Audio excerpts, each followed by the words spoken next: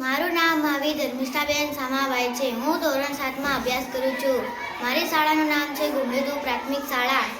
હું તમને આજે ફૂલણજી કાગડા વિશે વાર્તા કહીશ. એકવાર એક કાગડાને રોટલીનો ટુકડો મળ્યો. તેણે તે ટુકડો જલ્દી ઉપાડીને ઘણા દૂર જઈને એક ઝાડ પર બેસીને રોટલીનો આનંદ લેવાનું વિચાર્યું. એક વૃદ્ધ શિયાળે જોયું કે કાગડા પાસે રોટલીનો ટુકડો છે. તે ટુકડો લેવાનો વિચાર કરવા લાગ્યો. શિયાળ કહે, હે મિત્ર, બધું કુશળ તો છે ને? પરંતુ કાગડા એની વાતમાં ધ્યાન ન આપ્યું. શિયાળે પાછું કહ્યું, આજે તો તમે બહુ સુંદર અને આકર્ષક લાગી રહ્યા છો. કાગડો આ સાંભળીને ખુશ થઈ ગયો. શિયાળે આગળ કહ્યું,